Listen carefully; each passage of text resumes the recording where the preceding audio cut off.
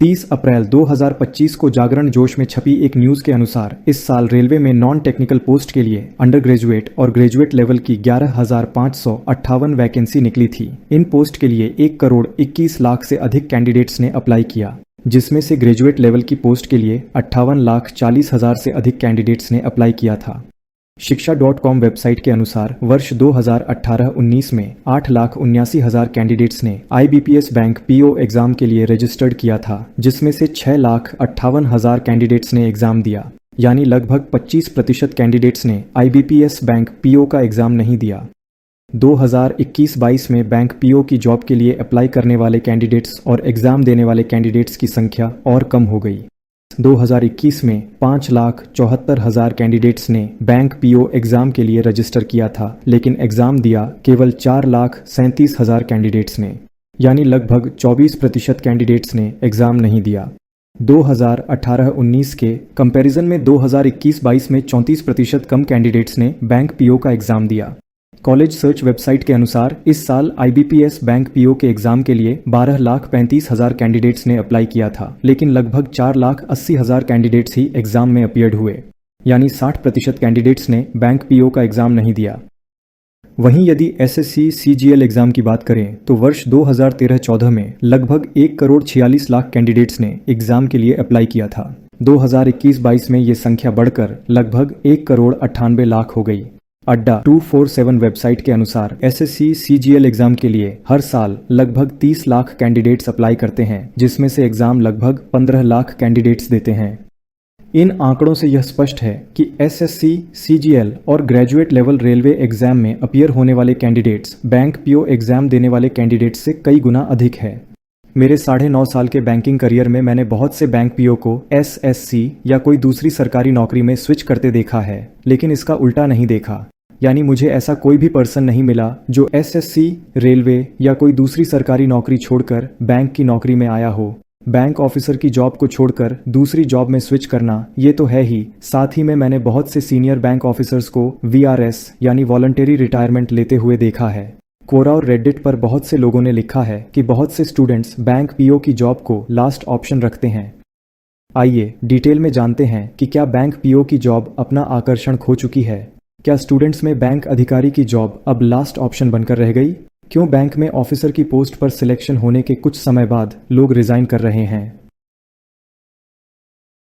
पहले bank PO और SSC CGL की जॉब के बीच कंपैरिजन करते हैं, फिर समझते हैं कि क्यों बैंक PO और कॉन्फर्म बैंक ऑफिसर्स बैंक की नौकरी से रिजाइन कर रहे हैं या वॉलंटरी रिटायरमेंट ले रहे हैं। यहां तक कि कुछ बैंक ऑफिसर्स सुसाइड तक कर रहे हैं। सबसे पहले दोनों जॉब्स के रिक्रूटमेंट एग्जाम के बारे में बात करते हैं। बैंक PO और SSC CGL का एग्जाम सिलेबस बहुत हद तक एक समान होता है, लेकिन कुछ डिफरेंस भी हैं। मैंने 2-3 बैंक PO और बैंक IT ऑफिसर के एग्जाम दिए थे।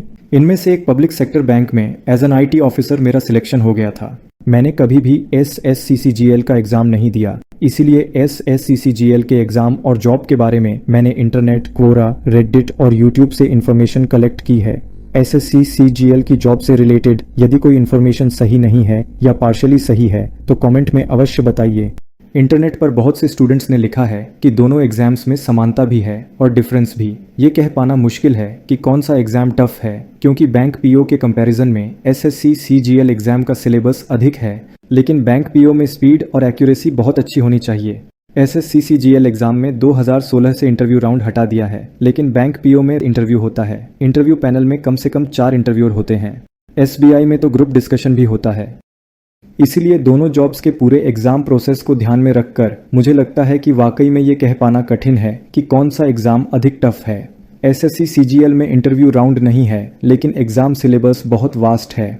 मैथमेटिक्स के साथ स्टैटिस्टिक्स भी है। SSC CGL का एग्जाम सिलेबस कवर करने में बैंक PO के एग्जाम सिलेबस से अधिक टाइम चाहिए।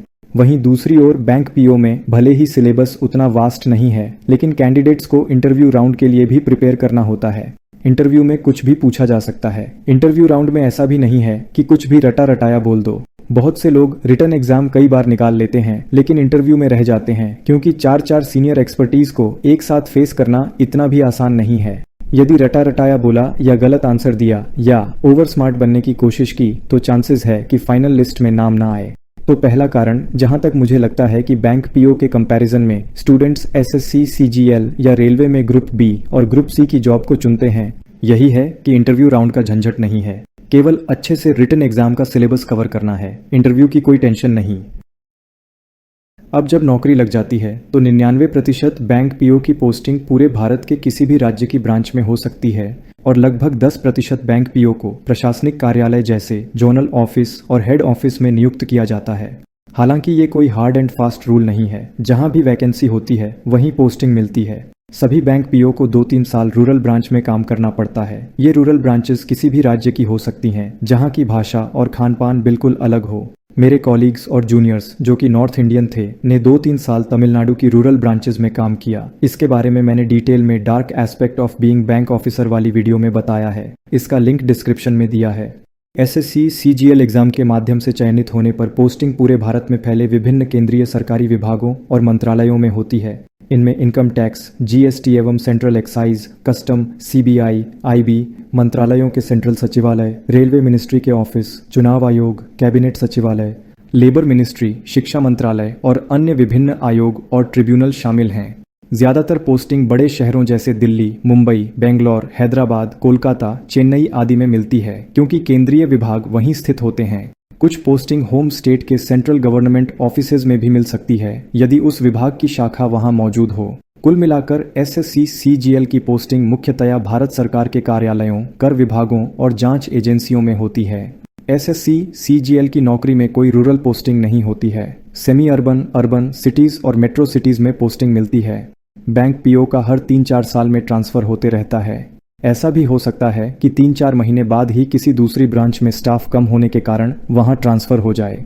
प्रमोशन मिलने पर पूरे भारत में कहीं की भी पोस्टिंग मिल सकती है, जबकि एसएससी, सीजीएल की जॉब में ऐसा नहीं है। भले ही प्रमोशन प्रोसेस स्लो हो, लेकिन बैंक पीओ की तरह हमेशा स्टैंड बाय मोड पर नहीं रहना पड़ता है।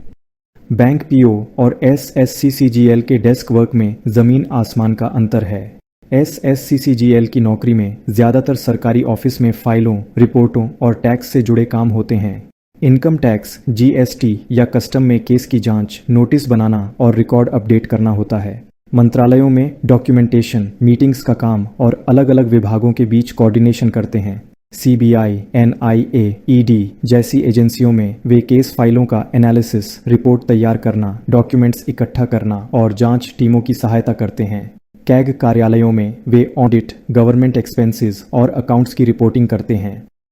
लेकिन बैंक पीओ का काम जितना काम एसएससी की जॉब का है, प्लस कस्टमर हैंडलिंग और टारगेट बेस्ड होता है। यानी बैंक पीओ की जॉब में ऑलराउंडर कैंडिडेट्स की आवश्यकता होती है, जिसके 2-3 सर और 5-6 हाथ हों, क्योंकि ब्रांच में बैंक पीओ की सीट पर एक साथ बहुत से काम करने पड़ते हैं। एक नॉर्मल वर्किंग डे में ब्रांच में डिपॉजिट की सीट पर बैठे बैंक ऑफिसर का कुछ ऐसा सीन होता है। 5-6 कस्टमर पेमेंट का चेक पास करवाने के लिए सामने खड़े हैं। 2-3 लोग नया अकाउंट खोलने के लिए खड़े हैं। 3-4 लोग अपने अकाउंट से रिलेटेड कोई क्वेरी पूछ रहे हैं। 2-3 को अर्जेंटली अपने अकाउंट स्टेटमेंट का प्रिंट आउट चाहिए। किसी को पीपीएफ अकाउंट खुलवाना है। फिर उसी समय एटीएम में कैश फिल करने वाले एम्प्लॉई भी आ गए। किसी का क्लियरिंग का चेक नई दिल्ली सर्विस ब्रांच से रिटर्न हो गया तो वह पूछ रहा है कि मैंने चेक सही ढंग से भरा है, फिर मेरा चेक क्यों रिटर्न हो गया। उसी समय जोनल ऑफिस से डीजीएम का फोन आ गया कि तुम्हारे ब्रांच के टारगेट अभी तक पूरे क्यों नहीं हो पाए। उसी समय ब्रांच में कोई कंप्यूटर खराब हो गया तो उसके लिए सर्विस वेंडर को कॉल करना। ये सभी काम बैंक पीओ को एक साथ करने पड़ते हैं। इसीलिए यदि गलती से कोई एसएससी की नौकरी से रिजाइन करके बैंक में आ गया तो इस बात की बहुत संभावना है कि 1 महीने के अंदर वो जॉब छोड़ देगा। एसएससी की जॉब में 5 दिन वर्किंग है, जबकि बैंक में केवल दूसरे और चौथे शनिवार की छुट्टी होती है। लेकिन बहुत बार छुट्टी और संडे को भी ब्रांच आना पड़ता है। भले ही कोई एनपीए कस्टमर केवल 500 रुपए अपने लोन अकाउंट में जमा करने आए, लेकिन 10 से लेकर 3-4 बजे तक ब्रांच खोले रखनी पड़ती है। यदि तुम नहीं आए और वर्क लाइफ बैलेंस की बात की कि छुट्टी के दिन मैं काम नहीं करूंगा, तो तुम्हारा सीधे अंडमान निकोबार जितनी दूर ब्रांच में ट्रांसफर कर दिया जाएगा और साथ ही डिसिप्लिनरी एक्शन भी लिया जाएगा। एसएससी की जॉब में सुना है कि वर्किंग आवर्स आमतौर पर 9 से 5 तक होती है। कोई वर्क प्रेशर नहीं होता, क्योंकि एसएससी की जॉब सर्विस बेस्ड और टारगेट बेस्ड जॉब नहीं है। एडमिनिस्ट्रेशन रिलेटेड काम होते हैं, इसीलिए फिक्स्ड वर्किंग आवर्स ड्यूटी होती है। लेकिन बैंक पीओ का केवल सुबह ब्रांच जाने का टाइम फिक्स है, शाम को घर आने का टाइम फिक्स नहीं है। अधिकांशतया 8 तो आराम से बच जाते हैं, इससे ज्यादा भी लेट हो सकती है। जोनल ऑफिसेज और एनबीजी ऑफिस में तो रोज के 10-12 घंटे काम करना आम बात है। 2 महीने के लिए मुझे एनबीजी साउथ चेन्नई में डिप्यूट किया गया था। सुबह 9 बजे ऑफिस जाने के लिए फ्लैट से निकलता था और रात 10 बजे फ्लैट पर वापस आता था। बैंक पीओ की जॉब दिन प्रतिदिन बद से बदतर होती जा रही है। आए दिन सोशल मीडिया पर ऐसी कोई वीडियो देखने को मिल जाती है जहां बैंक ऑफिसर को उसके सीनियर्स फायर और हरेस कर रहे हैं या कोई कस्टमर गाली गलोच और मारपीट कर रहा है। वर्क ओवरलोड और अनरियलिस्टिक टारगेट प्रेशर के कारण आए दिन अब किसी बैंक ऑफिसर के सुसाइड की न्यूज़ पढ़ना आम बात हो गई। अब बैंक ऑफिसर और एसएससी की जॉब के बेनिफिट्स की बात करते हैं। सैलरी और अन्य बेनिफिट्स दोनों जॉब्स में ठीक ठाक है। एसएससी के थ्रू सिलेक्टेड ग्रुप बी और ग्रुप सी ऑफिसर्स की सैलरी लेवल के अनुसार अलग अलग होती है। लेवल 4 से लेवल 8 की सैलरी लगभग 35,000 से लेकर 65,000 तक होती है। बैंक पीओ की स्टार्टिंग इन हैंड सैलरी 50-55 हज़ार तक होती है। एसएससी एम्प्लॉइज को लीज अकोमोडेशन नहीं मिलता है, केवल एचआरए मिलता है। लेकिन बैंक ऑफिसर्स को प्लेस ऑफ पोस्टिंग के अनुसार हाउस रेंट मिलता है, अपनी जेब से नहीं देना पड़ता है। ऑफिसर और फैमिली के लिए फ्री या subsidised medical benefit SSC CGL की जॉब में भी है। लेकिन इंटरनेट और यूट्यूब पर मुझे जो कुछ भी पढ़ने को मिला उससे यही लगता है कि बैंक की जॉब में उससे बेहतर मेडिकल बेनिफिट है। एसएससी की जॉब के बारे में ये पढ़ने को मिला कि किसी भी हेल्थ इश्यू के लिए मेडिसिन लेने के लिए या एडमिट होने के लिए पहले सीएमओ की परमिशन लगती है। बैंक की जॉब में ऐसा नहीं है, किसी परमिशन की आवश्यकता नहीं। 5 लाख तक का कैशलेस कार्ड दिया जाता है और उससे अधिक अमाउंट ओरिजिनल बिल सबमिट करने पर रीइंबर्स किया जाता है।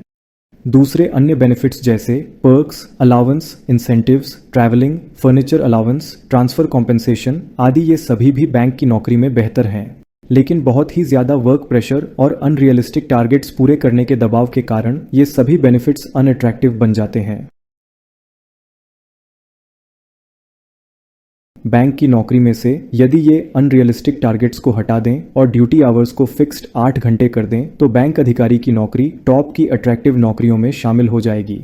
एसएससी या अन्य सिमिलर गवर्नमेंट जॉब्स में भले ही पब्लिक सेक्टर बैंकों के जितना फास्ट प्रमोशन प्रोसेस नहीं है और साथ ही सैलरी के अलावा अन्य मॉनेटरी और नॉन मॉनेटरी बेनिफिट्स भी कम हैं, लेकिन रेगुलेटेड फिक्स्ड वर्किंग आवर्स और बिना किसी प्रेशर की जॉब इन गवर्नमेंट जॉब्स को अट्रैक्टिव बनाता है। बैंक अधिकारी की नौकरी में सैलरी और अन्य बेनिफिट्स जैसे perks, allowance, incentives, medical, lease accommodation आदि अट्रैक्टिव हैं। बैंक ऑफिसर किसी ब्रांच का हेड यानी ब्रांच मैनेजर भी बन सकता है। फास्ट प्रमोशन और यहां तक कि फॉरेन पोस्टिंग के चांसेस भी हैं। लेकिन रोज सीनियर्स, बॉसेस और एडमिनिस्ट्रेटिव ऑफिसेज में बैठे डिप्टी जोनल मैनेजर और जनरल मैनेजर से जलील होना, 8-8, 9-9 बजे रात में ऑफिस से घर जाना बैंक ऑफिसर की नौकरी को बंधुआ मजदूर टाइप की नौकरी बना देता है।